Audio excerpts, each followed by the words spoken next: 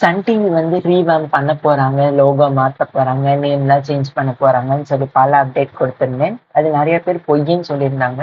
But அது true ஆயிடுச்சு.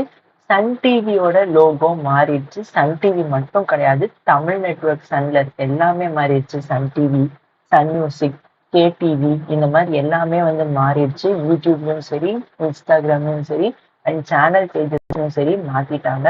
And கூடிய விரைவிலேயே மத்த லாங்குவேஜ்லயும் லோகோ மாறிடும் அப்படின்னு வந்து நம்பப்படுது. அண்ட் மத்த லாங்குவேஜ்ல பேரும் மாறதுக்கு வாய்ப்பு இருக்கு. லைக் சன் உதயா, சன் பங்களா, சன் பங்களா எப்பயுமே அப்படிதான் இருக்கு. சன் ஜெமினி அந்த மாதிரி சில சேஞ்சஸ் வந்து இருக்கு. பட் எக்ஸாக்டா என்ன நேம் மாத்த போறாங்கன்னு சொல்லி தெரியாது. இந்த லோகோ மாற்றம் நம்ம வந்து பொங்கல் அப்ப நடக்கும், இல்ல தமிழ் நியூ இயர் அப்ப நடக்கும்னு எதிர்பார்த்த நிலைமையில இன்னைக்கு தைப்பூசத்தை காரணமா காட்டி திடீர்னு வந்து லோகோ வந்து சேஞ்ச் பண்ணிட்டாங்க. பெருசா எந்த ஒரு ப்ரொமோஷனும் பண்ணல. ஏன் சன் டிவி பண்ணலன்னு சொல்லி தெரியல. பட் லோகோ மாறிடுச்சு. ஜீ தமிழோட லோகோ எப்படி வந்து முன்னாடி நல்லா இருந்து இப்ப மோசமாச்சோ அதே மாதிரி சன் டிவி லோகோ வந்து முன்னாடி இருக்கிறது நல்லா இருக்கு, இப்ப இருக்கிறது நல்லா இல்லைன்னு சொல்லி பல ஃபேன்ஸ் வந்து கதறிக்கிட்டு இருக்காங்க.